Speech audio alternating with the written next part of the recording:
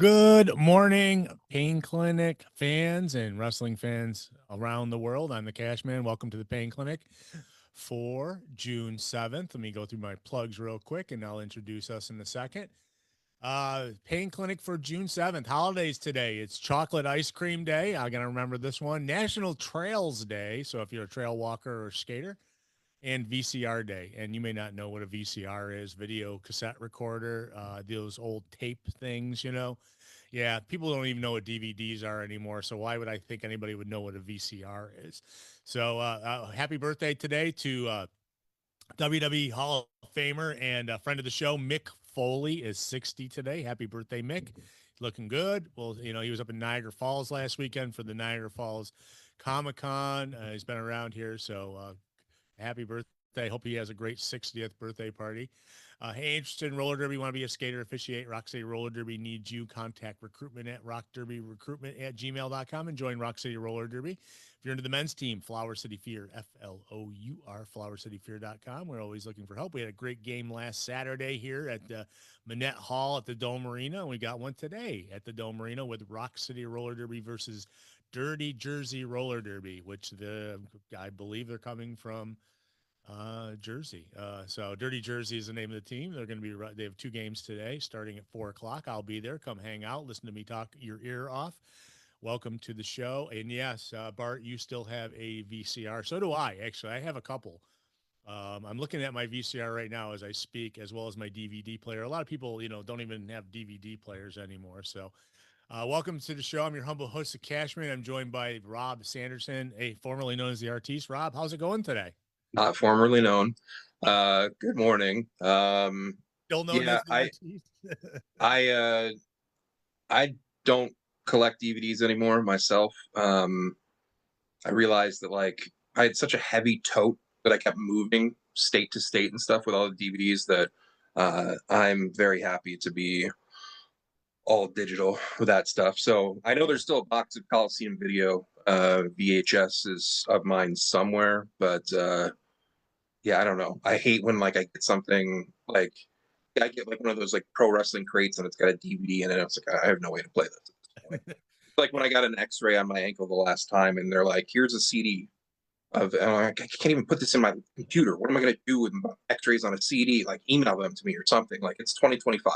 Yeah, it's a digital world, I mean, seriously, I don't even remember the last time I watched a DVD. So it's I mean, because I have a player in my computer, so I could easily watch one, but I can't Yeah, remember. I don't know. There's still some people that are asking for different wrestling feds that I commentate for. I know that they're asking for oh, do you guys have any DVDs or Blu-rays? It's no, you know how much work that is and potential production costs and stuff for one person that might buy it. No. So it does suck in an aspect of if you buy something digitally and then all of a sudden gone, or AEW decides to switch to a different app for streaming their pay-per-views, or WWE decides to switch from when things like that disappear or whatever. Yeah. So I understand there's that factor to people, but I don't want to cart everything around. No, I mean, tapes were worse. You're correct. Tapes were even bigger and held less, you know. Well, plus So the tapes you had to rewind, and then the DVDs would end up scratched and stuff. No. please be kind and rewind. Yes. Yes. You look like you're in a different area today. I don't see, it's not your regular background.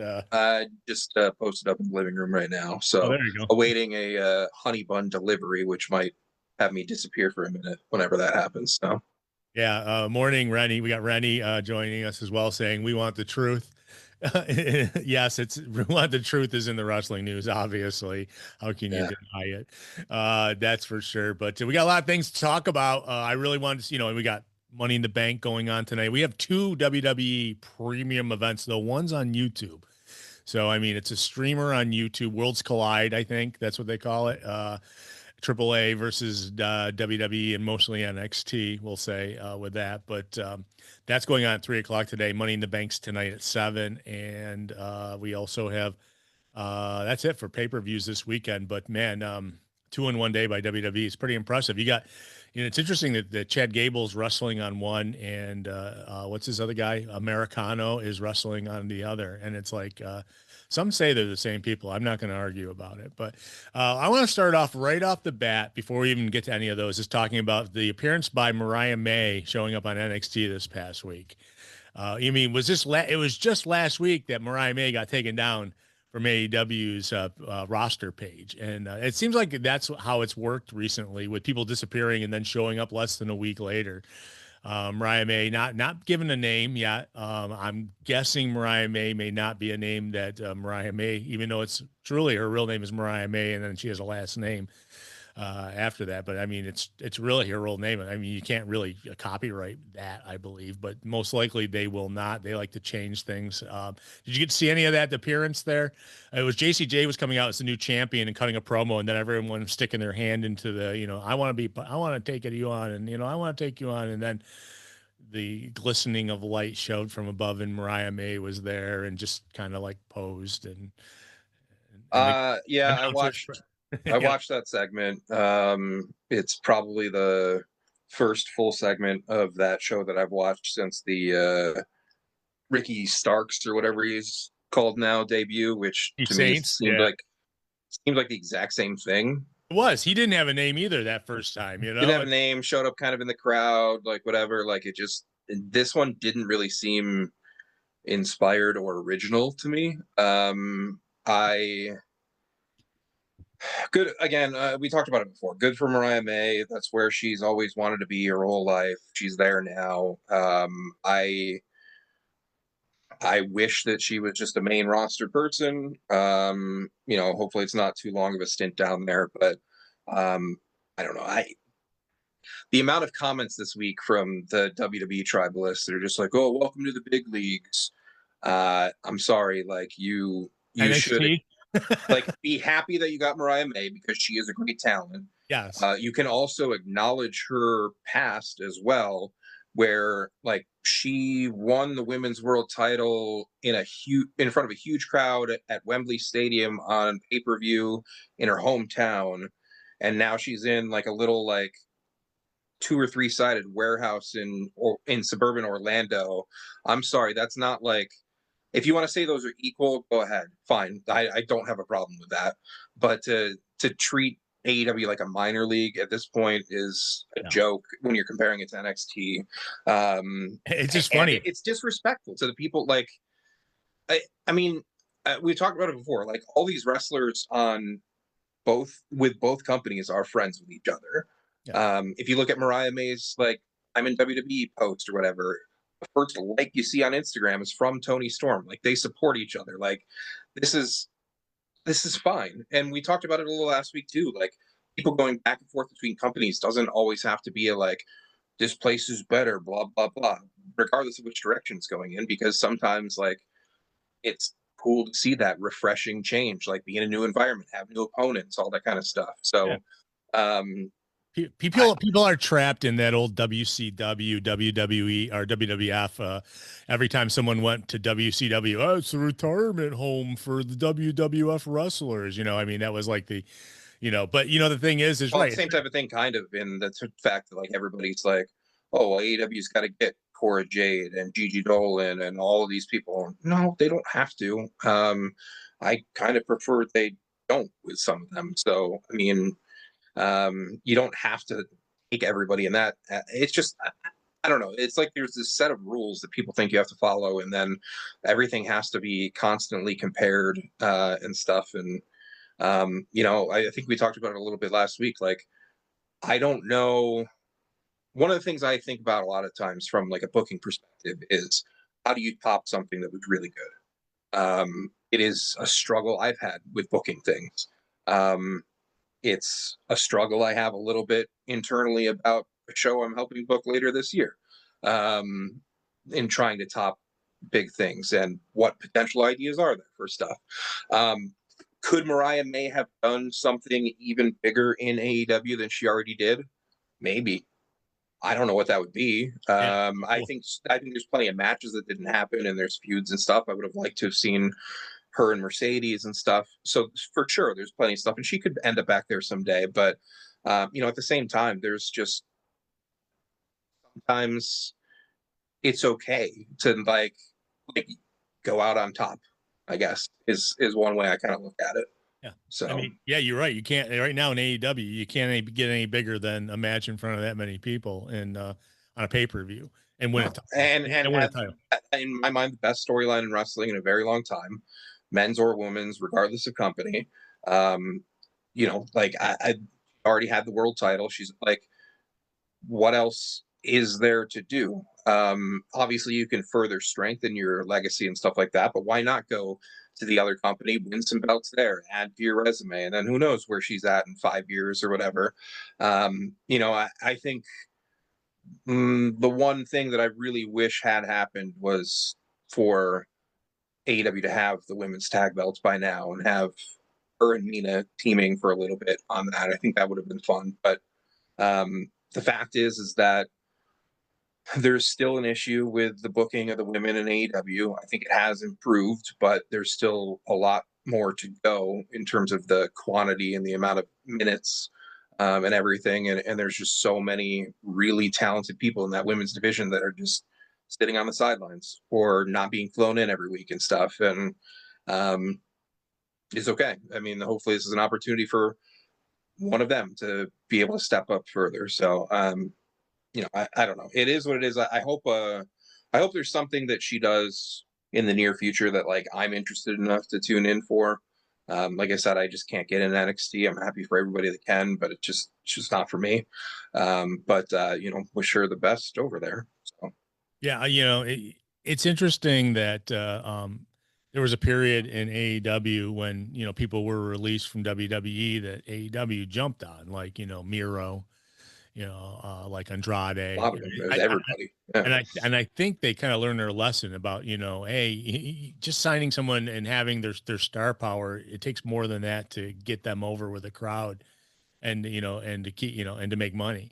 And I think maybe that's why Even more difficult for some people because the AEW super fans too are like, well, wait a minute, like we want to see our homegrown people and stuff like that. Like why is this main event spot going to Edge or Andrade or Miro or any of these people you're talking about? Like, there is an aspect of that as well, and that's why I think like there needs to not be. There is a point where if you take everybody that gets released from the other company, then I'm. You mentioned the WCW comparison, but like if you take, I hate using this term, but if you take the scraps from the other place, which is not true. I mean, obviously, there's so many very talented people, but if you always take that, then you're like setting yourself up to look like the lower league, the second best, the whatever, the minor league that takes the players that couldn't stay on the roster. Whatever. Like, I mean, it does give that kind of an impression in some ways. So I think there's so many people on that roster that like that.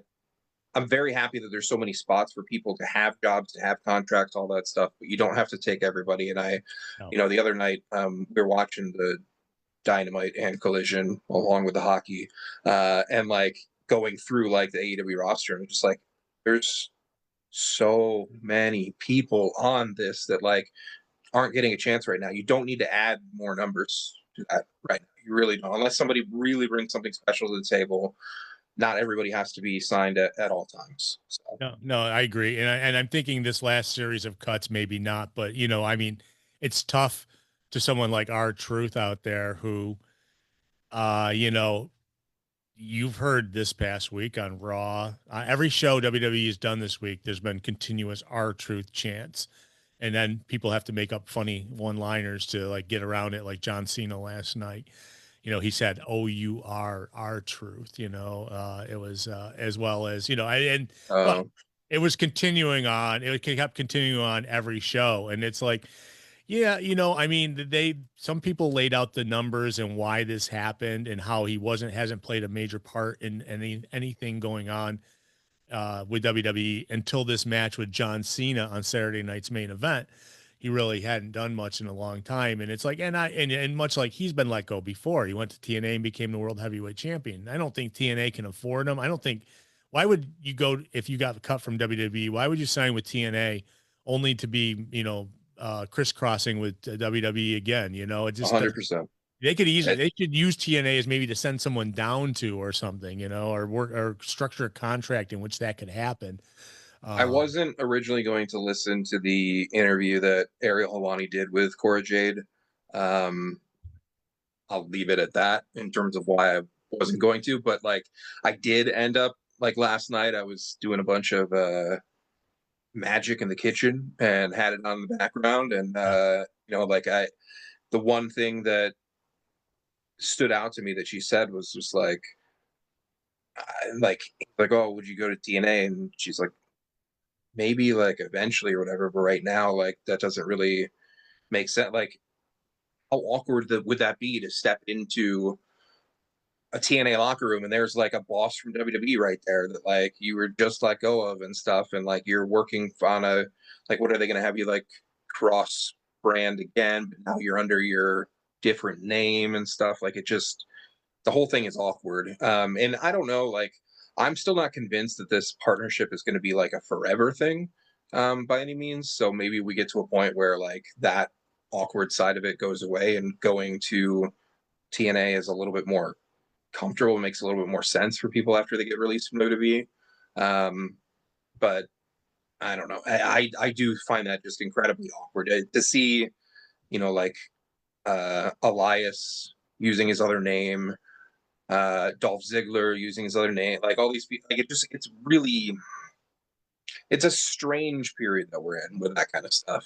yeah, yeah, it is, and it's interesting because I mean, obviously Dolph had been already over there before this union happened, and so I'm guessing they may have wanted to try. I mean, obviously Dolph Ziggler is the name he came up with. Nick Nemeth is his real name, and it's like you see Nick Nemeth, it doesn't really strike us.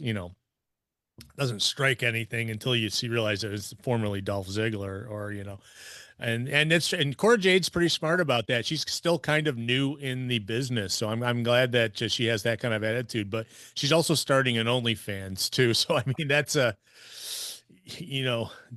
kind of risque, videos and pictures and whatnot. I've never have seen any of them, but I've heard that there's like you can subscribe to those things and give money to the person, and they usually Peel will say for money, and Core Jade is Yeah, pretty, I know there's a big variety in terms of like what they do with those platforms and stuff. But I don't think.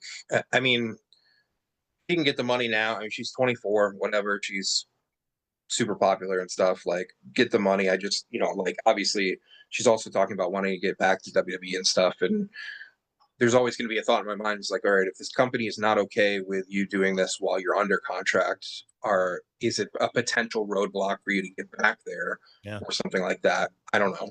I don't know if that's the case or not, but Well, uh, remember, it's remember Mandy Rose, that's really what led to the release. She's like, I'm not giving up the $1 million I make in a year on this site. And she didn't completely take the stuff off. She's obviously a sports fitness model, and it's like can only go I so mean, far. some of these women have made insane money with that stuff. I mean, always the talk of like Jordan Grace is like a millionaire just from that stuff. So, I mean, good on them for that. It's yeah, I don't know. It's a very weird time with a lot of them too because it's also we can say Cora Jade specifically. Like there were some things that people didn't love that she said while she was in WWE about AEW and its talent, specifically Sky Blue. And now that might come back to bite her, like that might be a reason why Tony Khan says, no, I don't need to like there's been issues with drama in that locker room. Don't need to cause more of that. And even Yeah. thinking about that now as I'm saying that, like Cora Jade's one of her best friends is somebody who caused a lot of locker room issues in Chicago, man. So yeah, I don't see AEW picking her up at this point. And obviously she's booked for a ton of indies coming up. She's got a lot of GCW dates coming up and stuff.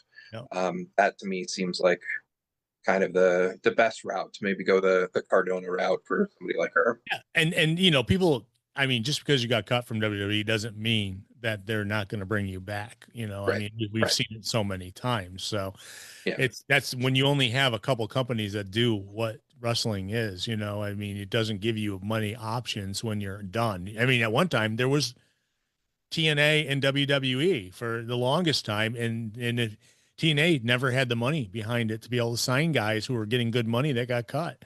So those guys, like Cardona, he ended up having to figure out a way to make money on the indies, which you can do. Obviously, there's some people that took pay cuts to sign with WWE, and Mariah may be one of them. I'm guessing just because I know that. I think she did in terms of, I mean, I don't know what, if she's on a, I don't know. I don't know if she's got like a full main roster deal, but if it's an NXT deal, that's guaranteed to be less money than Tony Khan would have.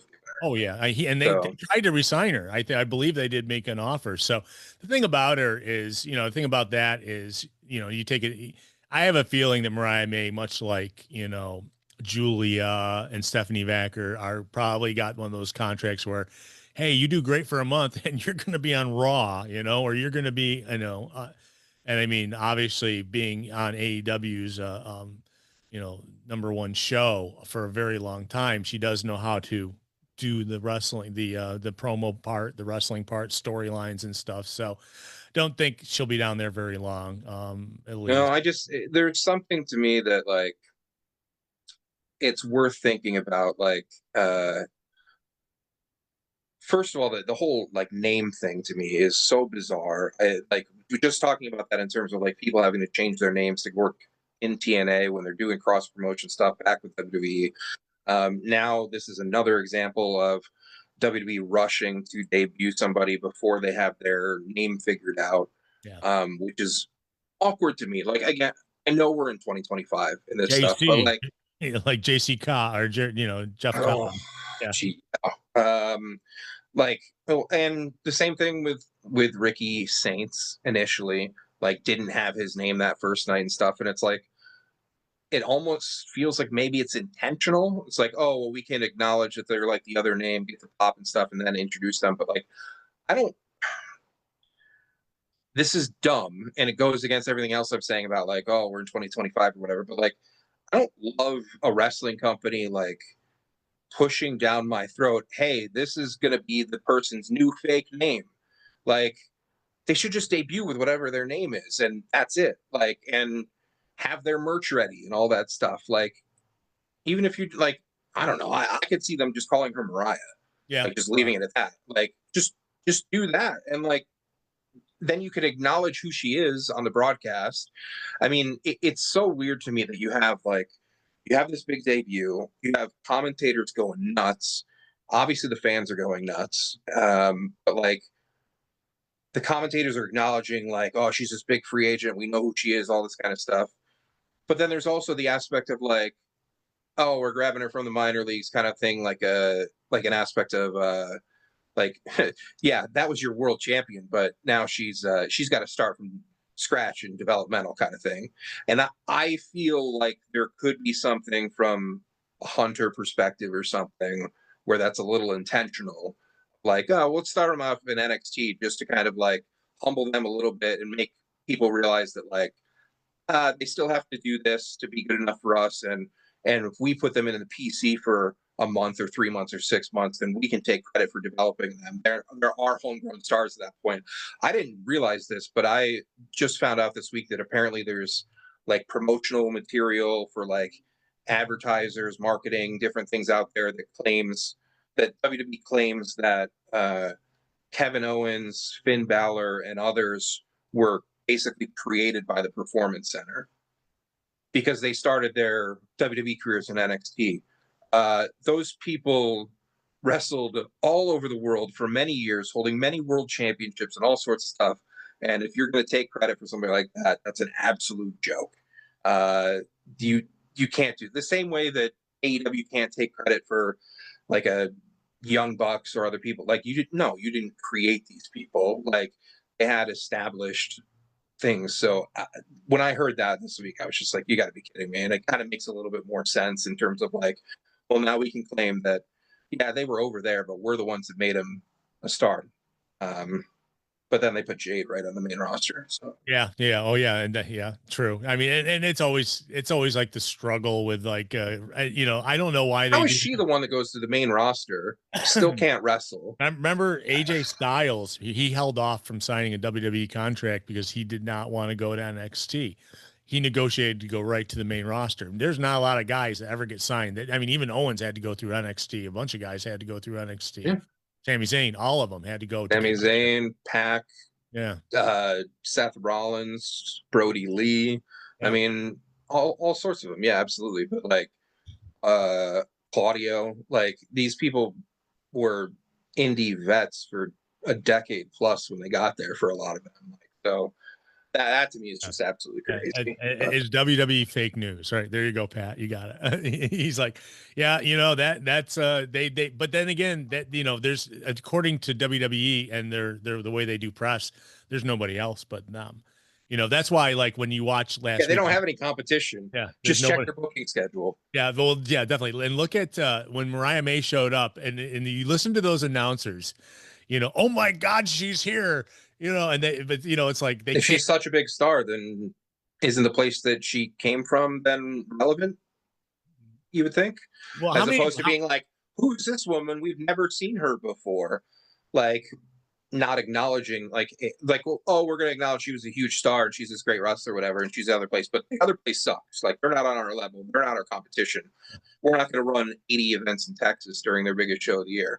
Unless they came from NXT or they came from TNA, because now they will acknowledge wrestlers coming from TNA because they have that deal with them. So yeah, but that's but I'm it's going to just grab my coffee real quick before it well, gets cold, but I'll okay. be back in 2 seconds. Okay, I was just gonna say, yeah, Ricky Saints is a perfect example. He's here. I can't believe this guy is here. He's here. It's this amazing dude, and and it's like if you're a wrestling fan, you could be a WWE only fan, but you still know about what else is going on in the world of wrestling because WWE ideally likes to create stars. They can't always do it. And obviously, whenever you get someone who's leaving AEW who maybe, is on their way up to being like Ethan Page, a perfect example. Ethan Page coming in and, I mean, he wasn't a big star in AEW, but Ethan Page was in TNA for quite a while. And actually, I mean, really, he kind of developed a WWE quote unquote the atypical WWE wrestler, great shape, solid in the ring and can work great on the mic. And Ethan Page was definitely a dude who when he came did that, I mean he kind of worked, he was not in the greatest shape when he was in the tag team in TNA for years. That's one of the best tag teams in the world, that's for sure. And I'll give them credit that they've worked with him to get better. They worked with him to, I mean, he obviously could do it, but their guidance has helped. He walked in, became a champion pretty much almost automatically. But everyone else who showed up, Ricky Saints, Julia was like the biggest free agent in the world, and at least they could admit that Julia was coming from Japan. They usually, if they're coming from outside the country, they'll acknowledge them as coming from outside the country. But if it's coming from AEW, you know, we all know where they're coming from. It's just they're not going to say it. I mean, I think someone did bring up AEW once recently. It may have been John Cena in a promo, because John Cena, he can get away with mentioning AEW in a promo. I'm not sure about everybody else in this world. So, but yeah, I was just talking about All I Ethan. know is I walked away for a second. I heard you say something about the fans could be WWE only fans. Yeah. I was like, don't tell the fans to, but there was a space in there, people. Yeah. But I'm just saying that, even if you are a WWE only fan, you love the business enough to know where a lot of these people are coming from. That's for sure. We got Tekla. That's her name, by the way. I saw it this past week on Dynamite, debuted. Incredible wrestler. I'm looking forward to seeing where Tekla goes in especially doing that reverse spider or whatever, kind of like Bray Wyatt would do. I know some people say, oh, it's Bray Wyatt's thing, but that girl can do it as well. Can I walk upside down? And he wasn't the first person to do it either. So Yeah, I'm sure. He just took advantage of that hair he had, so it fell down in his face. So I want to jump a little bit around before we get to any of the shows that are going on tonight. But what did you think about the 4 hours of AEW and then Collision? Gee, pardon me. I just watched the end of the second hour of Collision while I was doing prep for the show because I didn't make it all the way through the show. But and they're doing it again this week. We get a second 4-hour block on Wednesday of Collision and Dynamite before that. So I mean, got to see a lot of people working, that's for sure. And obviously there's some incredible matches. I thought there were some great matches. But what do you think, Rob, of a 4-hour block? And actually, I didn't even get to see the end of the last match because it cut off, so they must have went overtime. And it's like, damn it. Yep. As if 4 hours wasn't enough, we had to go over again. And of course, this being on a night when Stanley Cup Final Game 1 went into overtime, much like last night went into overtime as well. Gosh. I got to stop you for 1 second. I turned that game on with 38 seconds left, and I watched. Last night? Yeah. Oh. And I watched. It's like, holy, I was rooting. Believe me, I am rooting for Florida. I hate to say it. I mean, just because there's so many Edmonton's fans that are, and it was in Edmonton too. It was, but let's go Oilers. Yeah. I want to see it go 7. I don't care to see Florida win, but I don't want to see like a straight, 4 wins and done, but yeah, no, it's going at least 6. Yeah. And it went to 2 overtimes last night, and which is crazy. Yeah. I will say a friend of mine was deciding who to place a bet on for who would score the overtime goal. And I was like, man, after that Marchand goal earlier in the night, I feel like he's going to do it again, but I can't put the money on that. Just won't do it. Sure enough, he scores it in double overtime. Those games always suck a little bit where it's just like, oh my God, Edmonton's forcing overtime. And then you are like up later than you're planning on being, and you're watching and like, oh, Florida still ends up winning in the end. Okay. Yeah, it was like 18 seconds left when they put the goal in. It was like the latest like third period tying goal in Stanley Cup Final history. Yeah, it's Wednesday was tough trying to watch a 4-hour AEW and the hockey game. I had the YouTube TV multi-view going, which was convenient that it was like the first thing suggested. It was like, oh, do you want this like Turner dual screen? Like, yes, I do. And then you can quickly go back and forth with the volume on both. But I had to sync up the hockey game on my phone at the same part that it was on the TV, and then put that in like one ear on Bluetooth, like while watching both. Made it kind of miserable to watch both, but I didn't want to miss either one live. So I've seen everybody praise the Dynamite and Collision a lot from this week. I do think it was really good. I mean, especially for a TV show, but I'm looking forward to this week's card more. I don't know. I feel like it was definitely a good show, but there also felt like there was a little bit of like filler and stuff in there that I don't know. Like, again, like I think they went like 4 minutes over or something, which is just like, come on, like it's midnight on a Wednesday. Like you don't need to do that. Yeah, it's the next day, guys. Come on. Yeah. But no, there was obviously some really good stuff on there. It's crazy that that's back-to-back weeks now. And then I'm assuming it's not the same the week after when they're in Mexico. But I'm not totally sure. I think. Oh yeah, no, they are. Well, it'll be 2 because that's when I think after Mexico might be when they go to. They've got a really weird schedule where I want to say it's Wednesday in Mexico City, and then that Saturday they're just outside of Seattle in Kent, I think, for Collision live, and then 4 days later they're at the same building in Kent for a live Dynamite, which is really strange to run the same city but have that kind of opposite order and those days off and stuff. Like, how many people are going to like fly all the way home to the East Coast, fly all the way back to the same arena in Kent, Washington. But Yeah. Well, that's Swerve's town, right? Or up in that area. yeah, yeah. It's also Darby's area too. True. Well, he did climb the Himalayas and he got to the peak and now he's coming back. So did not show up in the pay-per-view like we thought he might have, but There's still a lot of people out there that think he's the next AEW world champion, which I really hope those people are wrong. I don't think they're right. But I think, like I said, I think it's tough for me. Like, I wasn't going to go back and watch the 4 hour AEW all over again, but there were bits and pieces of it I thought about doing that for. I did. I liked Tekla's debut. I like that they kind of held that off toward the end, kind of made you keep watching for that. The other with the women's tag was good. Some of the promos were really good. I will say I'm one of the people that is a fan of Hangman sneaking in, calling it the men's world title. yeah, I yeah, suppose yeah. like I like that. And yeah, I mean, I think they're on a roll right now. I mean, that hopefully, I think it'll be pretty easy for them to carry this into All In. Hopefully they can sell some more tickets for it before that comes around. And I say Osprey had a good match on Dynamite too.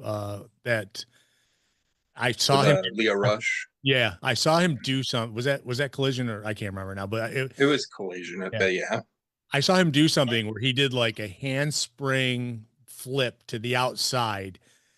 Unbelievable, man! It was like I don't know how you time that out, go between the ropes. But man, he's just an incredible athlete. I marked out at that moment, and I know Tony did too because I listened to him. He was like freaking out. So it was yeah.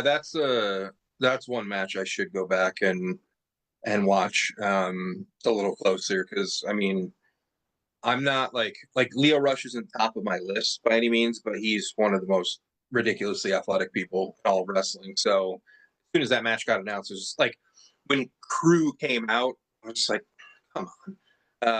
Then it's like, oh, the idea of an Osprey Leo Rush match, like that sounds good. Like I don't need a Leo Rush and Action Andretti versus Osprey and Hangman match or whatever. Like that happens at some point or whatever. But yeah, that was from what I saw of that was really good. yeah, solid show. So it was yeah, good stuff. And like I said, we get 4 hours again this week, so that means obviously there's no Collision tonight. Hmm. Yeah, going up head to head with Money in the Bank. As well as and before that, Worlds Collide, which I think is that what it? I can't remember the name of it. When Worlds Collide, I think. Yeah, Yeah. when Worlds Collide, which it's interesting because Alberto Del Rio, I believe, is the AAA champion down there. Not anymore. Oh, that's right. That's right. I He forgot that. dropped to Vikingo, and WWE spoiled that ahead of time. That's right, because he did have the belt with him. He was on last night's SmackDown. He interfered to attack Chad Gable while the match, or maybe it was the other way around. But yeah, yeah. I like the idea of the When Worlds Collide show, but then I looked at the card and I was just like, this isn't enough of like. I didn't feel like there was enough on it that's AAA-esque or like. You're gonna get Lucha Libre stuff. You're gonna get a lot of that high flying multi man. I mean, obviously you would expect there's going to be half WWE people on it or whatever, but when I looked at the card, I was just like, this doesn't really seem like it to see much that I don't normally get to see in terms of like tuning into a WWE. But yeah, I saw some people realizing, I think it was Meltzer that pointed it out last night, that like for everybody that's trying to go to both WWE shows today, the Kia Forum told people that they have to have their cars out of the parking lot by 3 Pacific. And the parking lots for the Intuit Dome don't open until after Worlds Collide starts. So people who are going to both are scrambling to either find like a neutral parking lot that they can park at all day, or they're going to have to pay like potentially $100+ twice in one day to park in LA for 2 different WWE shows that are like a mile apart from each other or whatever it is. It's nuts. That's crazy. Yeah, the Intuit Dome though is one of my favorite new places for see It looks wrestling. really cool. Yeah. Yeah, I would love to go in there just because it looks like each seat's rigged with some sort of electronics. It looks like it's a lot bigger than it actually is in terms of capacity and stuff too. Like it almost looks like football stadium, but at a basketball and hockey size. Yeah. By the way, I did see that. It's interesting. We've recently there's been the the news came out that WWE is not really doing like house shows anymore or live events, or not as many. But I did see that they're doing one in Corpus Christi though. That I did see. Shout out to Corpus Christi. Yeah. Yeah, they're like one of the only ones to get one, but which is pretty wild. So I yeah, saw it. Oh, I didn't click on it yet. There was something for the next day as well. Oh, Edinburgh. Okay, so right near Corpus. Just I wonder if they have a contract or something with like these arenas that they have to go, because I think sometimes they do that. Sometimes they like kind of like say if anyone's coming here, it's only going to be us, and then you have to go and do a show there, like Madison Square Gardens, which they've been pumping this whole past week because of this whatever it is autograph signings with the WWE guys being there for some big event that's usually, I guess, in the convention center down in New York City that they've been doing the last couple of years. So yeah, I mean, while we dabble with the pay per view, talking about when worlds collide, we got Chad Gable in the main event against. well, I just real quick with the Corpus thing. I will say this, like it is ironic, or however you want to word it, that like two more Texas shows were just added, and this is all ins basically the same week and stuff. But I will say that I think some people who are anti WWE right now are reading a little bit too much into this, because the show in Corpus is on July 19th, which is a week after All In. And Corpus, for those who don't know, is that's North Padre Island. That's 7.5 hours south of Dallas and Fort Worth. And that's Texas driving. That's absolutely flying on the highway. It's not like it's the same weekend within a few hours. Driving from Corpus to Dallas did it way too many times. Like that's not. You feel like you're driving across the country. Like that's to put that as like competing with All In and stuff. Like maybe you could argue that like some people down in Corpus and maybe even San Antonio and those areas and stuff, and the Edinburgh show, like maybe you could argue like these people like, oh well, why am I going to now spend the money and time to drive up to Dallas to go to All In when there's a wrestling show coming to town that I need my money for a few days later? You could argue that, but like, it's not the same thing as like, oh, we're going to run two shows on the same day as your pay-per-view. That's a little bit more intense. Oh man, yeah. So good. I'm glad you put that note up there. So I want to mention the Worlds Collide. It's 3 p.m. on the WWE YouTube page, so that means anybody can watch it. You don't have to have Peacock. You don't have to have any pay service as long as you have a Google account and you can sign into YouTube, you can watch it, which is something that recently has become a stickler for. We do so much stuff in my school district with Google or with YouTube, but we are not a Google district. And then Google's like, hey, by the way, you got to be signed into Google if you want to watch YouTube now. And that's kind of like and then so like everybody who's like, well, I don't have a Google account, but we always been able to watch YouTube. Well, you got to make a Google account now. So it's something weird going on with Microsoft and Google, and all these guys are like kind of changing their rules out there. But nevertheless, if you have a Google account, you can watch this on YouTube. You got, like I said, the main events, Cable versus Vikingo or Vikingo, whatever they call him. He's the champ of AAA Mega. At least he's not doing the Americano gimmick on the AAA show. That's who knows? Maybe it will. Maybe they'll pull up and have someone come out and do it too. But the funny thing is, Americano was wearing Chad Gable's boots apparently this Monday night when he won the 3-way against Punk, and then I think it was Seth Rollins too to get into Money in the Bank. So yeah, all I saw was the last 5 seconds of that match. Yeah. So that was He pinned Rollins, right? No, Or yeah, because whoever Punk he was tipped. pins, like all he did was like it was like a jump off the top or whatever, and just pushed him in the chest, and that was a 3 count. Yeah. Like, I'm not going to defend the one guy in the match, but like those are two of your biggest stars, and then you have the third guy win from a push to the like what Yeah. the Well, hell was that? they want to start a feud, it looks like, with Bronson Reed and Punk, because Bronson Reed took Punk outside, and put him I through guess the it's if barrier. he was going to be the one to win, fine. I guess maybe, but like you got to make your stars look a little bit better than that in defeat. Than like, why didn't he just lose to like a worm or something? I mean, It like, was it was kind of a letdown for that match, the way it ended. I agree. It's like the show ended right after that too. It was like, yeah, this is, I mean, it's like, yay, Chad Gable, or I mean, El Americano won to go into the match. It's like, yeah, that the way he won, it was like, yes, obviously, Bronson Reed was there to take everybody out, and led to Seth Rollins getting pinned, I think, eventually, because of the interference going on. But it was, I mean, it was kind of a letdown. But so that will be on the night show, the Money in the Bank show. But we got Ethan Page, Javon Edwards, or Evans, who actually debuted on Raw, which is pretty cool. Ray Phoenix and Laredo Kid in a 4-way for the NXT North American Championship. Excuse me. So there's one guy from AAA in that match, Laredo Kid. Then we got Legado del Fantasmo taking on Dr. Wagner, Psycho Clown, and Pagano. So there's 3 guys from AAA in that match. And then we have Stephanie Vacker and Lola Vice versus Chick Tormenta and Dallas. And I think both is Vecker's on both shows today? yeah, apparently. Is she on? Hold on, let me see. Isn't she in the Money in the Bank match? I thought I saw. Maybe not. She is not. Yeah, yes, she is. She is in the money. So she's doing double duty. So you have to run that mile down to the next arena between the 2 matches. So I figured maybe they were gonna let her not do the AAA thing, even though she obviously has history there. But yeah, not all of it being great and stuff with her ex. It's now out of prison. But yeah.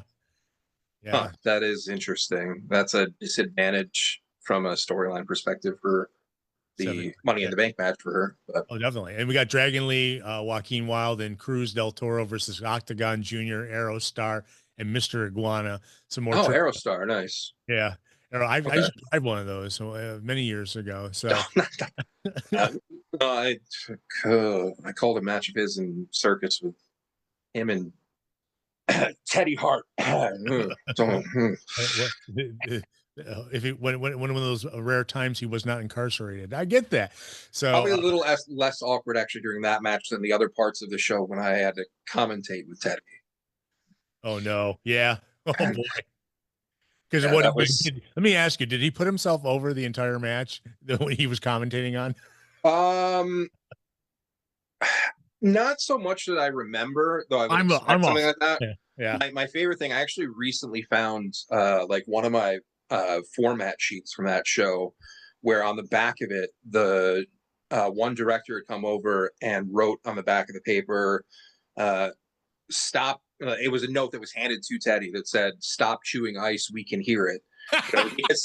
He had his young boy go and get him like a mixed drink or whatever, and then he's just like chomping on the ice in the headset. I'm just like, what is going on here? When you have one of those microphones that does this, you don't really want to chew anything, Yeah, yeah. But it's like I couldn't really. Maybe I should have just pointed it out, like on commentary, like, "Hey, Ted, like, you want to not do that? Thanks." But hey, this, no. Another interesting experience with the one and only Theodore Hart. Yeah, we've seen some of the weirdest things he's ever done in just this area, like the backflips at the Bison's baseball park, and all sorts of fun things. So it was a cool tweet from Natty after the R-Truth release that she mentioned how nice he was to her in her very first U.S. Indies match, and then a picture, and it was from the Brawl, which was her first match on the Indies in the States. Like the Bison's logo in the background on the in the picture is pretty cool. Oh, awesome. So there's one more match. All right, the last match, and then there's a comedian, Gabriel Fluffy Iglesias, announced that he'll be part of the show. So that's at YouTube. They have a pre-show starting at 2. The regular show starts at 3. definitely want to catch it or catch a replay of it or whatnot. But that definitely is going on today. So then, close to the end of that show, I'm guessing we're going to get Money in the Bank because that's, I believe, a 7 p.m. start. I don't know if it's the pay-per-view starts at 7 or if it's the pre-show. But there's only 4 matches on this show, this pay-per-view, which, believe me, is fine. I'm guessing they'll probably find a way to do another one, maybe on a pre-show or something, or maybe add it to it. But you got women's Money in the Bank ladder match. That's one of them. You got Alexa Bliss, Roxanne Perez, Rhea Ripley, Julia, Naomi, and Stephanie Vacker in that match. That's 6. Men's Money in the Bank, we have Solo Sikoa, LA Knight, Penta, Seth Rollins, Andrade, El Grande Americano. Some weird choices for those matches. Yeah. You know, they don't got the star power wise. I mean, I was just reading. Like, I love that Andrade's in there. Like, he can do some cool stuff, and hopefully he can actually showcase that today. But some of those just don't seem to fit. I don't know. I was just reading something it's probably just big rumors, and it was, but it was like Triple H doesn't like a SmackDown performer, and he's not a big fan of it. And then after getting and reading the story, it was LA Knight, which makes sense if you look at the way he's been booked. You know, he's only had 1 championship match, and he's been over for so long. You know, and it's like they said that, you know, he gets to a certain point, and then they bring him back down. And he's got to work his way up. So is he still? I don't know this answer, but is he still as over as he was? Or yeah, I mean, he can still do this crap, and people say it in the arena. So it's like, but you know, yeah. So he's part of that. So he also got John Cena, Logan Paul versus Jey Uso and Cody Rhodes. I've never wanted to watch a match less than that one. If you saw the way that SmackDown ended last night with the Logan Paul and John Cena standing, holding belts up, and Jey Uso and Cody Rhodes wiped out on the ground around them, you know, it's like that. Obviously, that's the atypical WWE setup for the pay-per-view the next night. That probably will be the main event. I hate to say, even though maybe, unless I don't know. But 4 matches. We got one left: Lyra Valkyria and Becky Lynch for the women's Intercontinental title. And if Lynch can't, how many times have they done this match? We've seen Valkyria beat Lynch twice now. If Lynch can't challenge again for the title if Valkyria wins, but if Valkyria must raise Lynch's hands if Lynch wins. So obviously Lynch is going to win this one. Yeah. This is not a Cody Rhodes situation in AEW. Okay. This one is held in Inglewood, California at the Kia Forum. So like it's right down the street or whatever from Intuit. What's it called? The Intuit Dome. Yeah. Actually, both of them are. It says both are in the Kia Forum, but it's like I don't think that's no. Money in the Bank's into it. Yeah. So that's going on when with stuff tonight. If you got I'm doing roller derby tonight, so I will not be able to see any of it. I won't watch it live at least. I'm going to try to catch it after the show. I've got Blue Jays at 2, GCW at 5, and the Ticats season opener at 7. So there we go. Canadian football is back in action. All right. Yep. Oh, it's almost summer. You know, I mean, what do we get? Like 190-degree day this past week, and it kind of erases all the cold May we've had. You know, pretty much. It's already really nice outside this morning. So. Yeah, pardon me. I was going to say, I have lawn work to do, but that'll be left for Sunday as long as it doesn't rain again on the weekend. So, that's a lot of the stuff I wanted to talk about. I do have a ton of news though. Oh, I wanted to mention, So what do you think about R-Truth here with, like people chanting and everything? And, obviously you can't ignore it. I mean, it's odd, it's kind of like, on Dynamite this week, there was a shut the F up chant in the very beginning of the show that was very loud, and there's no way to cover it up. The only way you could cover it up is by starting to talk more, because then they will shut up because they want to hear, but that one was a tough one because you're 8:00 on TBS, and you got Dynamite, and it's like the fans are chanting very loudly, "Shut the F up." I think I always kind of WWE's a little bit more set up to deal with those things with all of their fake audio that they mix in, which to me has just become. Hopefully, it's not as obvious to most people watching as it is as soon as I tune in and I hear it. I'm just like, none of these people are making noise. Yeah. You just got this like this constant background, like weird, like stock noise going on and stuff, Like and this, it's then like, you can just you can kind of remix it so like you can't like hear the swearing or whatever. Like, um, yeah, I don't know. It's our true thing is tough because I will say the same thing that I always say, which is usually something that's ends up being like pro AEW, anti WWE, but in this circumstance, it slightly defends WWE in that if it is true that this was we're not going to renew your contract, that to me is 100 times better than hey, you're under contract, but we're cutting you right now. Um, to offer somebody like that a much lower amount is insulting and ridiculous. He's been there for so long. He is so ridiculously popular. I do think that part of this could be like in the background, part of this decision could almost be blamed on the fact that they aren't really running house shows anymore, where he was like, in a lot of ways, like he was the star of house shows. yeah, Everywhere he went, like such a big reaction, had plenty of time to interact with fans and all that kind of stuff. But the work he's done and with how loved he is by everybody and stuff, like it sucks to see somebody like that who's been putting decades in deserves at least like not a John Cena farewell tour, but they deserve to have like something decent other than like, oh, you're gone now. Like we're not going to bring you in for any more. Like what? Like when you're that loyal for that long, you do that much for the company, you sell that much merch, all that kind of stuff. You provide dozens of the funniest moments in pro wrestling history. Like I watched like a compilation earlier this my week. bad, Like my the amount bad. of stuff like I laughed out loud at as I'm like laying in bed at 3 a.m. on my phone watching it and stuff. It's just like it's ridiculous. Like some of the stuff, like I don't know how he comes up with some of the stuff, but Pulled out the ladder just, for the Royal Rumble match and set it up. yeah, And went, yeah.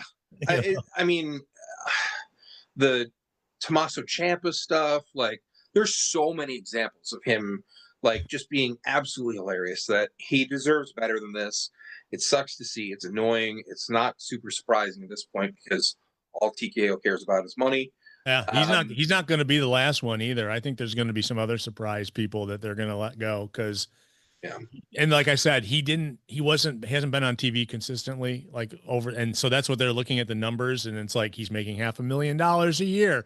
He's not on TV consistently, you know. It's like, and then Well, it's like that. Apparently, the same thing for Carlito, and it's like, okay, well, that one makes sense. I will never agree with like if that were a situation where Carlito was being cut early. But if it's a situation where like contract is up, it's like, all right, like, um, they're as new faces come along, you've got to make room for them. You can't just keep everybody forever, kind of thing. And maybe it's nice for to not see WWE like doing as much of the talent hoarding as they were. Still doesn't mean I want to see anybody lose their jobs, but it's tough. Carlito was like he was like a one off, and then they because he got crowd pop, they signed him, you know. But it was like he was doing a one off position with them, and then it's like then they end up signing him, and so he pretty much was the comic relief for a while after Truth actually left. What was the group? Judgment Day. Yeah, Judgment Day. He was like the comic relief. Obviously, he was the one who brought the Nintendo around and stuff. And after Truth, was because Truth tried to insert himself in as well. The funniest. There's so much funny stuff there too as well. The Tom and Nick Mysterio thing is still like the most clever thing ever. Like it's so simple, but it's so good. It's funny how many personal photos where people were taking with True shirts on this past Monday, and then when they came on TV, they were no longer wearing them. But of course, they wouldn't be. I mean, that's how WWE works. You don't cut somebody and say, "Okay, now it's fine. You can wear their merch on TV." It's like, no. It is interesting though, like to see like seeing a bunch of pictures of WWE stars very recently deciding to take a picture with Truth. That then they had those pictures available to like put in their like tribute, like farewell, whatever, thank you tweets and stuff.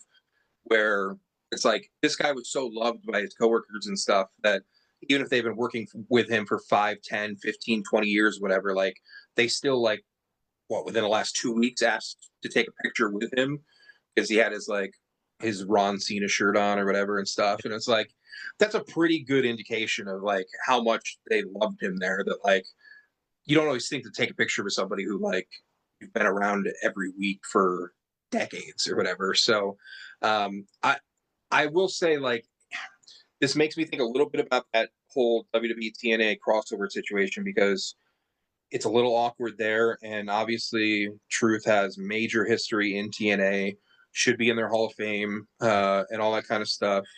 But if he goes there, it's awkward. It's a WWE thing and stuff. I know that there are plenty of people that want Tony Khan to sign him. I think he's underrated from a wrestling side of things. But a lot of that, my feelings of that were from over 20 years ago at this point. Yeah.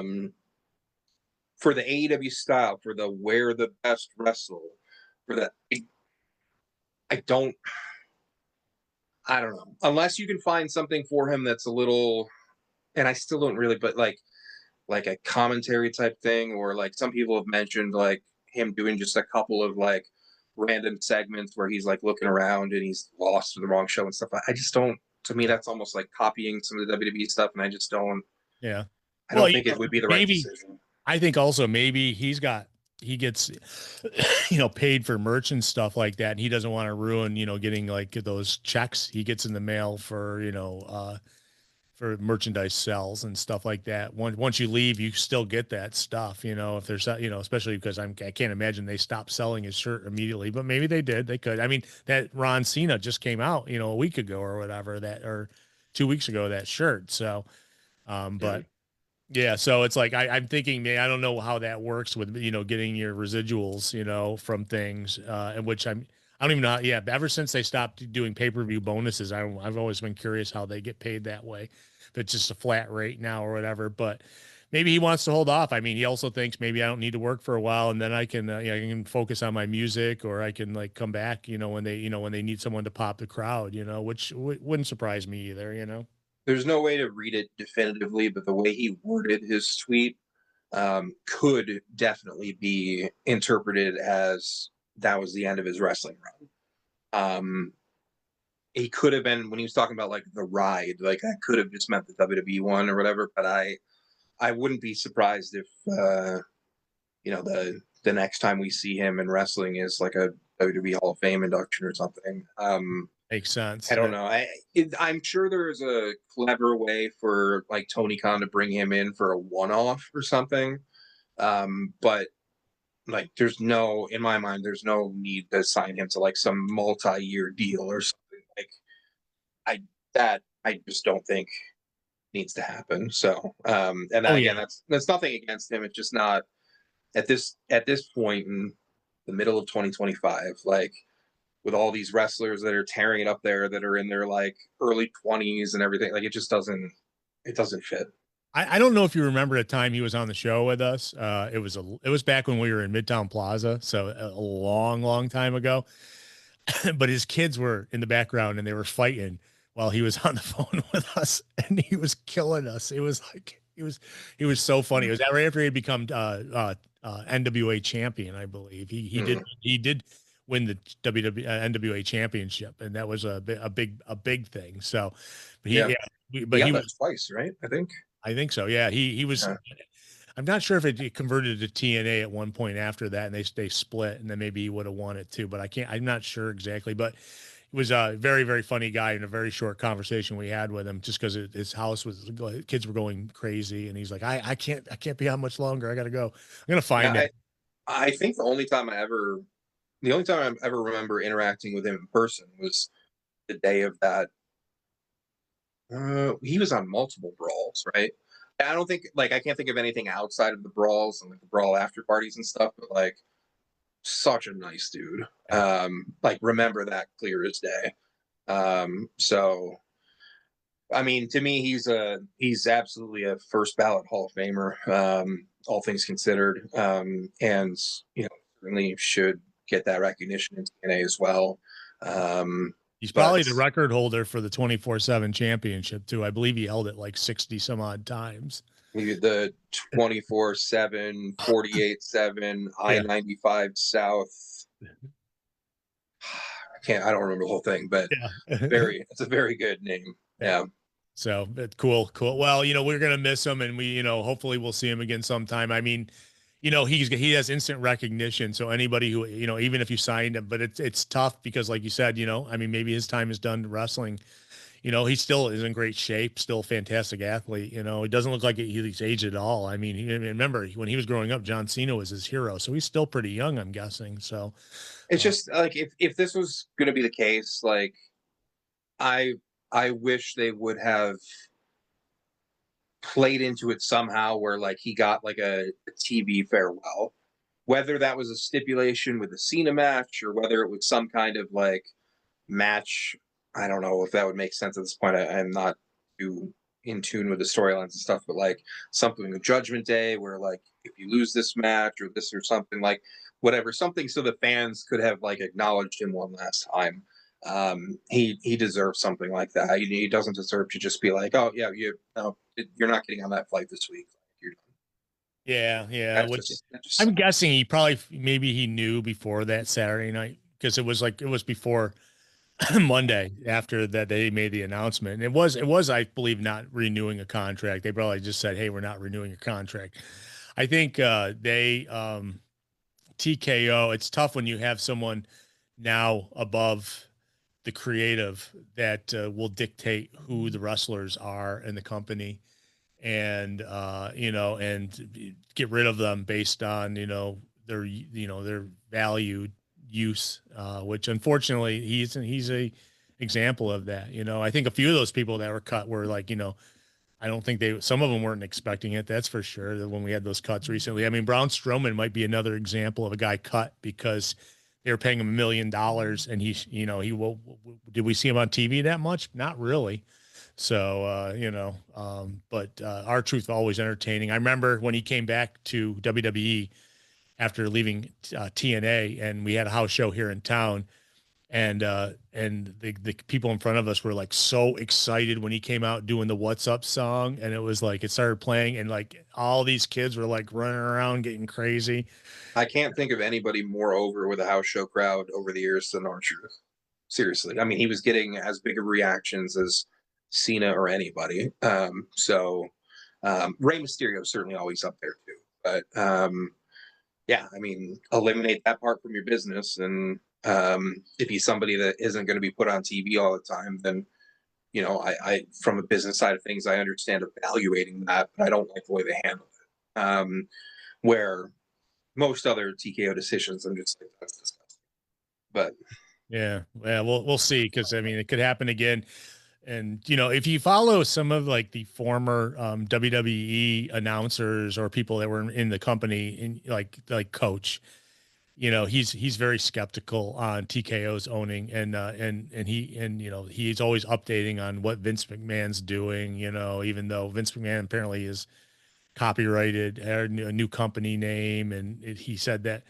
And then Vince Russo saying that Vince is going to get the Saudis to back him and rebuying WWE. I don't know. Vince might be too old for that. I don't think I would like to see that at all, especially since he probably will go to jail once this lawsuit is or be relieved of a lot of money real soon. But let me get to some news, and then we'll get out of here. TNA had against all odds last night.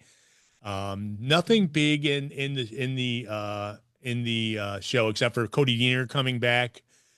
Cody Deaner kind of like I didn't see Cody Deaner. I just saw the hometown man.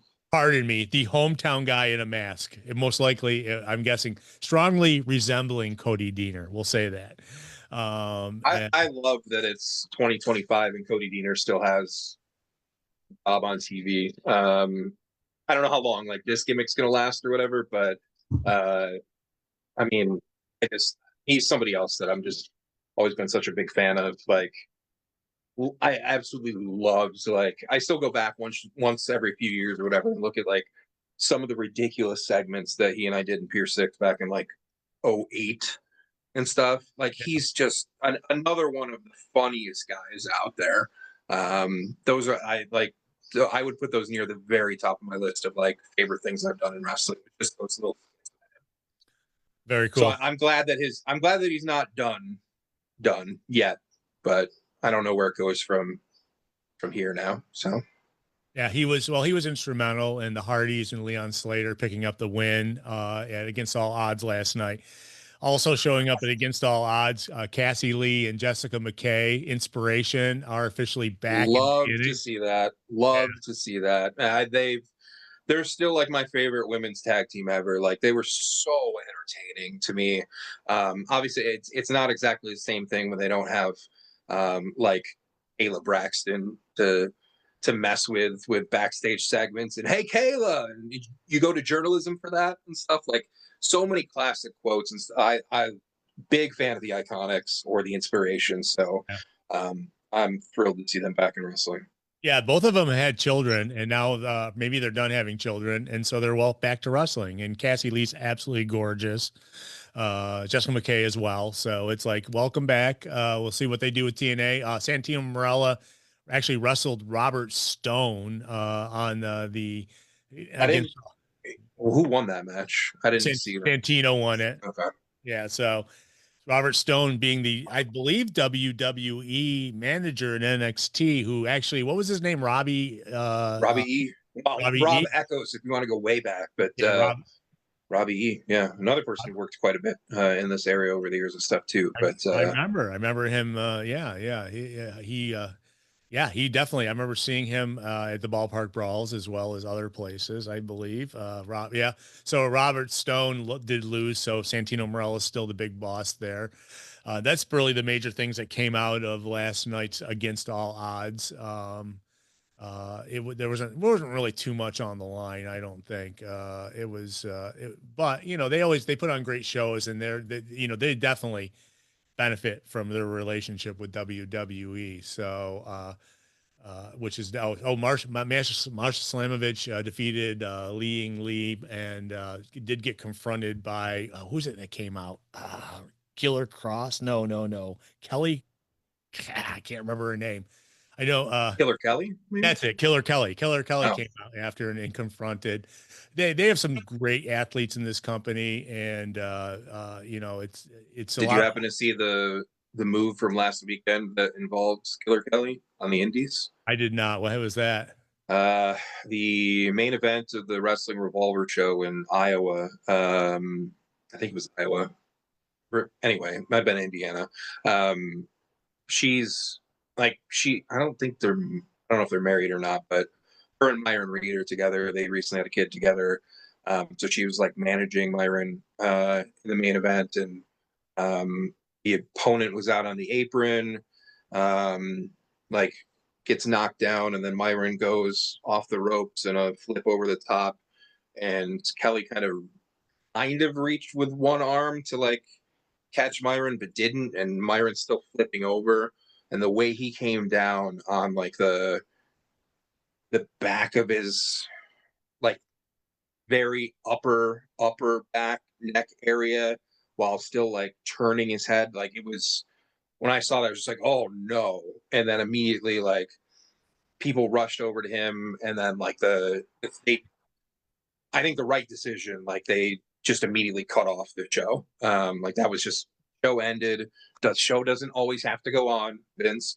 And like they cut off like mid sentence on the commentary. Oh, But luckily, and so like a lot of it's just like, oh my god, like paralyzed, like what's going on or whatever. And luckily there was a tweet like a few hours, it's probably like 3 a.m. at that point or whatever, that he was out of the hospital, mostly fine, like no serious damage or whatever. And then he said this week it was like concussion. It was like so lucky that it was only a concussion because it did not look good.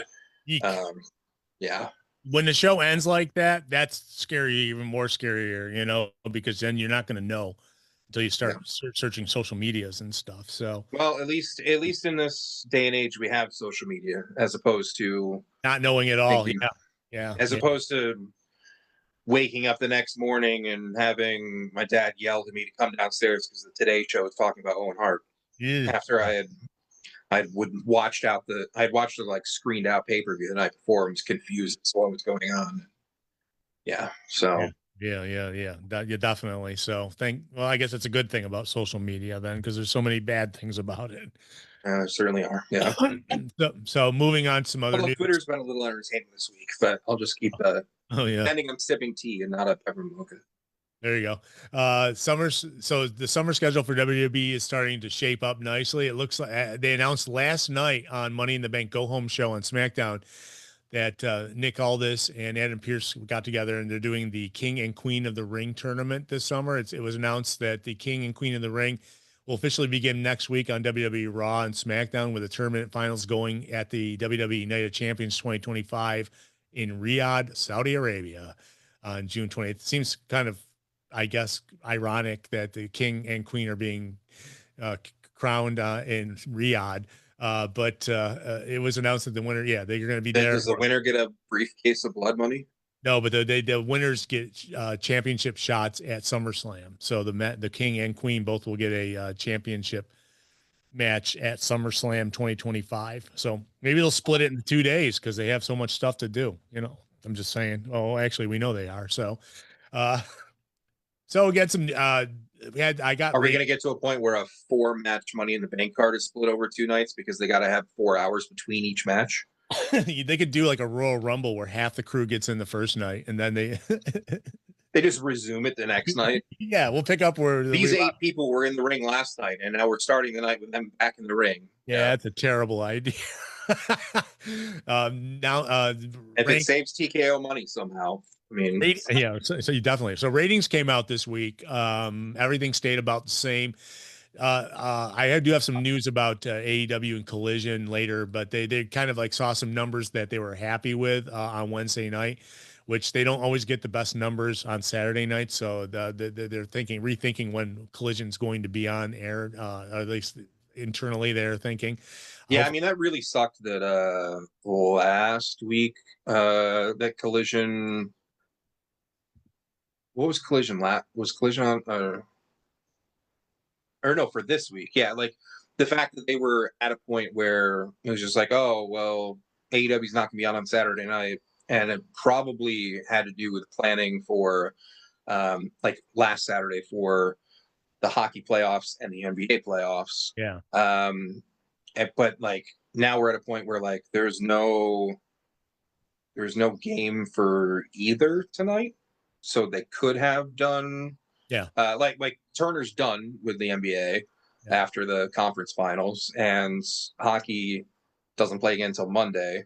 So there very well could have been an AEW show tonight on TV, but instead it's just like 2 movies playing on TNT tonight because they were like planning for potential sports interruption or something. I don't know. But I feel like they could have planned that better because they would have known that the basketball would have been done by now, and hockey schedule, you probably could have figured that out. Like, I don't know. It's strange to me that, because I think more people, as bad as Saturdays are, more people might have watched it than at midnight on Wednesday. And it was also Turner competing with each other, at least in terms of people like me.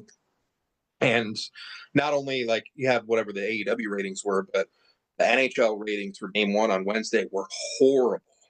Like I think I saw, like, aside from the 2020, 2021, like COVID, whatever, like it was the lowest rated Stanley Cup final game in like 17 years or something.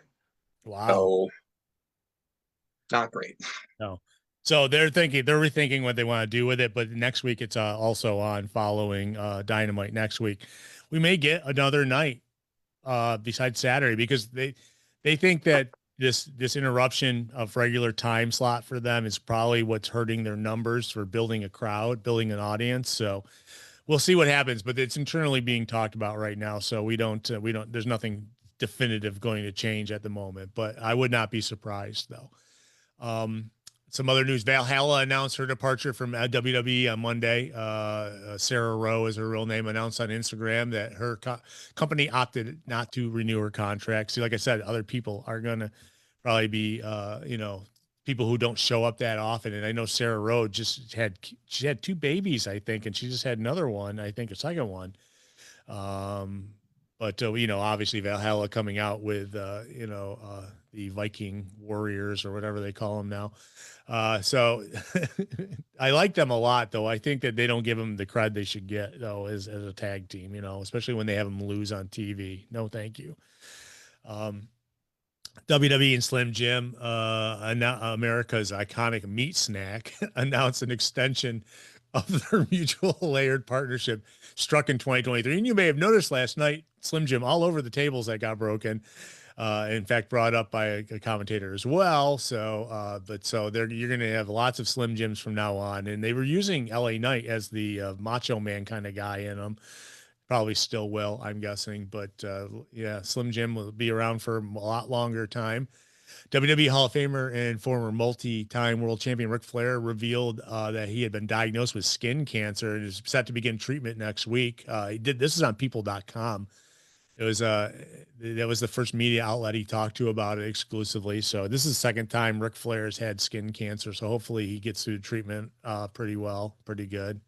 I agree. Hopefully he gets through it well and stuff. It is a little ironic that this comes out like a week after he had that awful tweet about Jim Ross and looking for attention with his cancer or whatever or something. Like it was that was not Flair's still mad. Apparently Flair's still mad at Jim Ross from the plane Dark Side of the Ring plane ride from hell episode.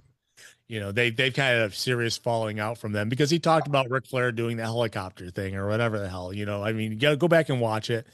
There's a lot of truth behind it. And Ric Flair's just mad that he exposed that, because he said, well, he was like the exec in charge. He's like, he almost got fired from what was going on. So, but people were just out of control. And so they're having, and I do have some Jim Ross news coming up. We did talk about him having colon cancer and going through a surgery. But AEW personality Rebel has revealed that she recently underwent surgery to remove a tumor.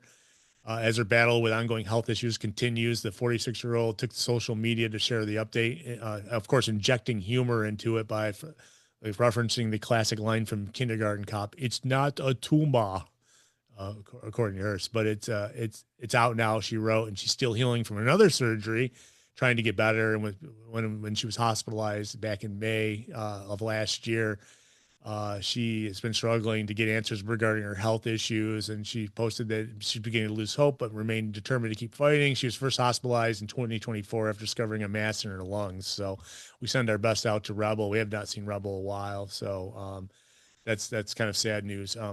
I'm sorry about that. Hopefully everything, you're in a good hands if you're, being taken care of by a doctor and a crew of people. So hopefully everything turns out well. Some other news, there's a chance, I don't think it's going to happen now. We would have heard about it already, but the 2025 WWE AAA Worlds Collide event, which is today, they were talking about possibly bringing Mike Tenay in to do announcing, because Mike Tenay is the expert on AAA as well as AAA wrestlers and the whole history of AAA. I'm not sure if it's going to happen. I know they're bringing Lillian Garcia in to do the announcing, but Mike Tenay, it'd be great if he showed up tonight. I love Tenay. Tenay has always been a friend of the show, and I felt terrible when TNA let his contract run out and replace, and then but then again, they didn't have money to keep him going, and he was like, I think he was it the LA Kings announcer? He was like one of the, he did hockey in Vegas, I want to say. Might have been when they had the Wranglers ECHL team or something. Can't remember right now, but I think it was Vegas stuff back in way pre Golden Knights.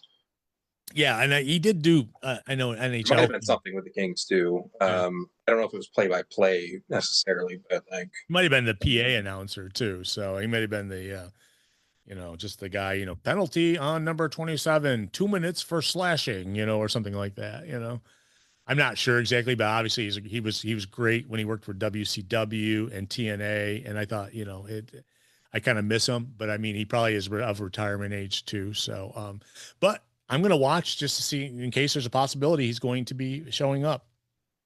Maybe, maybe not. Eventually, I'll watch the rerun at least. Monty Brown is set to make one of his first wrestling-related appearances in decades at StarCast during All In Week in Texas. Now they spent years trying to get Brown for an appearance. Finally, looks like at the end of May. Brown has occasionally been seen backstage at AEW, TNA, and WWE events. Remember, he was in WWE for a short time. Also, former Buffalo Bill. Got to mention that. Monty Brown. That's crazy. I mean, so many people have tried to book him over the years. The fact that somebody found him and stuff, and actually have him coming in for an appearance is wild. It's He good. lives he lives in Saginaw, Michigan, and he's a coach and mentoring youth there. So, but he's the man with a pounce. He did the pounce.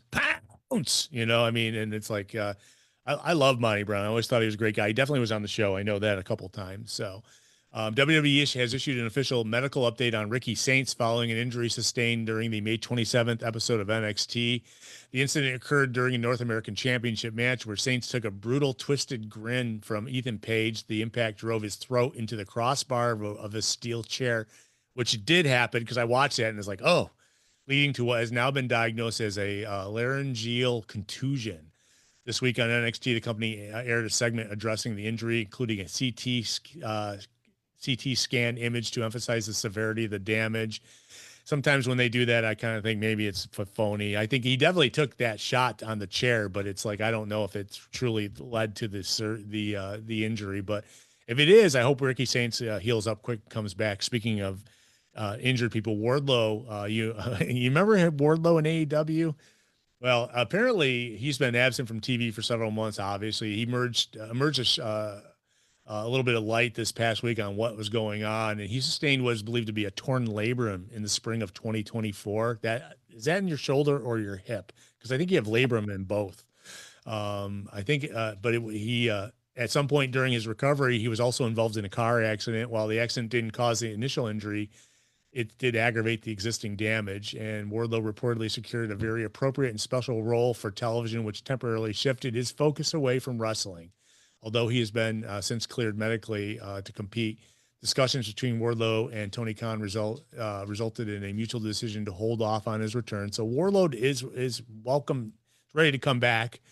I guess they have to figure out where they went wrong with him and don't do that again. Which he's a big drop ball. He's definitely a guy maybe should have went to WWE. I don't know when he had an opportunity. I mean, just because you need a reset, and it's kind of tough with him and being in the same company, and all the weird issues that I loved it when he was MJF, that was definitely a good thing. So, but I almost feel like he would be better off just when he's ready and stuff, just popping up in NXT. Like he's I don't know. I assume the fans will pop for him big when he comes back, hopefully, but I don't know. If that does happen, hopefully it's not just power bomb, pin. Maybe he could tag with Killer Cross and they could have because they both kind of are about the same stature, look the same, you could have a massive tag team with them or something, I think that, well, then we can speculate forever. Chronic 2025. Yeah, there we go. No, I don't think so. Jim Ross on Monday came back, Jim Ross has been dealing with it made a brief statement. He's been dealing with battle with colon cancer. He had surgery. He made it home from the hospital this past week. He feels rugged, but he says he needs to kick out. He's trying. And I guess surgery got most of the cancer out of him. So we're rooting for you, Jim. We want to see you back. I kind of miss the guy. And it's like, yeah, kind of in the middle of a lot of weird stuff right now. So maybe it's good he's off TV with what happened, like you mentioned, with Ric Flair and that tweet that and Ric Flair is now quitting, obviously, Twitter after tweeting something bad about Jim Ross last week. I mentioned AEW Collision is currently reviewing their time slot with Warner Brothers Discovery, and it may change, and they might find a more secure spot to put it. We'll see what happens. We talked about that a few minutes ago. This is kind of weird. Julia Riley, known to wrestling fans for her controversial role as Claire Lynch in TNA Wrestling, sadly passed away roughly a couple months ago in Orlando. Julia Riley, you might remember it was the time they tried to go take a left turn with AJ Styles and make him look like a bad guy. Somebody he had, I think he had a child with out of wedlock or something like that, or just an affair. I remember the TNA storyline involved AJ Styles and Dixie Carter, as well as Christopher Daniels and Frankie Kazarian, and accusing Styles of having an affair. And it was very much like the what was the what Kane one in WWE, the bad Kane angle with Not Katie Vick. Katie Vick. Yeah, yeah. I put it up there with the Katie Vick storyline, something they wish they could erase, and especially when Triple H was like humping the in the coffin. Remember that? That was terrible. I try not to, but yeah. But this Clara Lynch thing got over so poorly that she really was released from the company pretty quick, and they tried to forget about it. And she asked to be released, I think, if I remember right. Like she didn't want to. She was getting like a ton of hate from the fans or whatever, and then like just didn't want to continue with it. Yeah. Yeah, so that's the last piece of news I got today. Is there anything, Rob, that I missed that we should talk about? I know you said you got GCW today, so we got. Yeah, it's one of the bigger GCW weekends of the year. We had a lot of the like go home stuff for it in Rochester. What was that, almost 3 weeks ago now, which was the last GCW show. So there's a show at 5 o'clock today, and then the 5 o'clock today, which is the Tournament of Survival, which gets crazy. And then I know they're doing like a deathmatch Hall of Fame at 10 o'clock, and then tomorrow there's a second show, I believe, also at 5 o'clock, which has some marquee stuff on there, including Joey Janela taking on Atticus Cogar in a dog collar match. I'm really looking forward to that one. Wow. Yeah, definitely. So I'm going to plug one more time. I'm going to be at the Minette Hall Dome Arena today, 4 o'clock, Rock City Roller Derby. The Rockstars are playing Dirty Jersey Roller Derby from Jersey. And we have the B-Sides versus their Purple Pain team as the second game, which should start about 6:30, I'm thinking. And then it's the weekend. Then I'm going to run home to watch. I'm going to get my YouTube going and watch Worlds Collide and everything past tense. So that's about the business. Hopefully I can't think of anything else that we missed. So I'm going to say good night, everybody. Good day. It is 11:32. It's about time we finish this up today. You can find all our old shows on thepainclinic.net, as well as most of our old videos are up on Facebook. And if they aren't, I do have, I've been like downloading the videos and putting a slide on them to start them. And I have them on my YouTube channel, which I eventually, because Facebook is like deleting all the videos.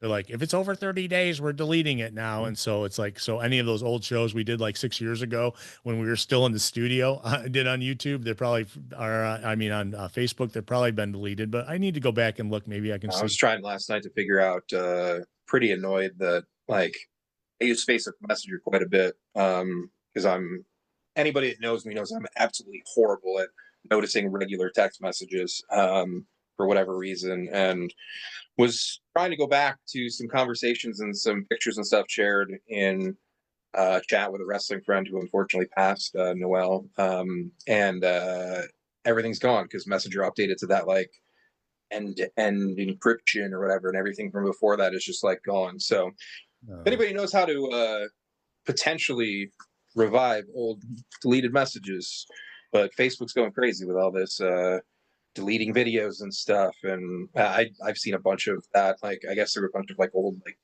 videos and stuff that were disappearing for the same stuff on Facebook. So.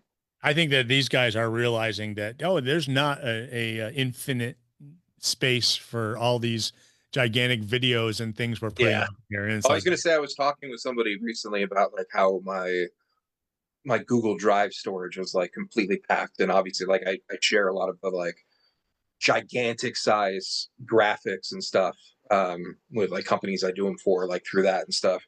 And then it's just like, well, yeah, but like for anything that like I just want for myself, I just Facebook message it to myself.